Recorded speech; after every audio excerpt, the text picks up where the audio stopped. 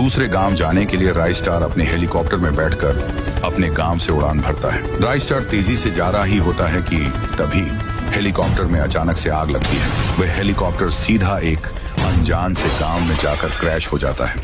राइस्टार तो बच गया, पर उसका हेलीकॉप्टर तहस नहस हो गया था। राइस्टार ये गांव में पहली बार आया था। तभी 7 बज जाती है। धीरे धीरे अंधेरा हो रहा था। चौंकाने वाली बात यह थी कि चारों तरफ काऊ काऊ की आवाज आ रही थी। यह आवाज सुनकर लोगों के बीच अफरा तफरी मच जाती है। लोग अपने अपने घर के अंदर जा रहे थे। चेहरे पर अलग ही चिंता थी और उनके बदन थर थर कांप रहे थे। राइस्टार गांव में थोड़ा और घुस जाता है। राइस्टार को कुछ समझ में नहीं आ रहा था। तभी ऊपर से एक बड़ा कौवा उड़ते उड़ते राइस्टार की ओर बढ़ रहा था। वह कौवा राइस्टार पर हमला करने ही वाला था कि पीछे से किसी ने गोली मारी और वह कौवा वहीं मर गया। पीछे लाल शर्ट पहन एक आदमी आकर राइस्टार को हाँपते हुए कहता है, ओ साहब जी, तुम इधर क्या करता है? 7 बज गया, तुम यहाँ के नोही लगते हो। चलो जल्दी मेरे घर पे, वरना वो आ जाएंगे। राइस्टार उस आदमी की बात मानकर उसके घर में चला जाता है। अरे भाई, मुझे कोई बताएगा कि इस गांव में क्या हो रहा है? ये चारों तरफ से काऊ काऊ की आवाज क्यों आ रही है? और वो कौवा तो मेरे मुंह में ही घुसने वाला था। अच्छा हुआ तुमने उसे गोली मारी। अरे साहब जी, मैं तुम्हें क्या बताऊं, और 7 बोझे इस गांव में कौवों को हमला होता है, इसलिए सभी लोग अपने घोर में चले जाता है। जो भी घोर में नहीं जाता है, वो कौवा उसके डायरेक्ट मुंह में घुसकर उसे कुत्ते की मौत मार देता है। और भी कौवे पैदा हो जाता है।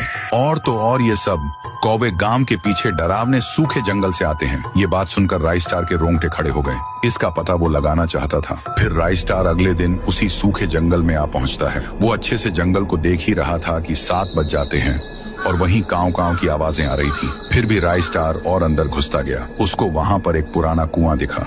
काऊ काऊ की आवाज उसी में से आ रही थी। राइस्टार ने जैसे ही कुएं के अंदर झांका तो उसमें से कौवे निकलने लगे। राइस्टार ने डायरेक्ट अंदर उड़ी मारी। वह नीचे तेजी से गिरता गया और वो कुएं के पूरे नीचे आ जाता है। पर वहां पर एक काले कपड़ों में एक चुड़ैल थी। चुड़ैल पलटकर राइस्टार को गुस्से से देखती है। मुझे पता है तू ही उस गाँव में कौवे भेज रही है और लोगों को मरवा रही है। तू बता जल्दी ऐसा क्यों कर रही है?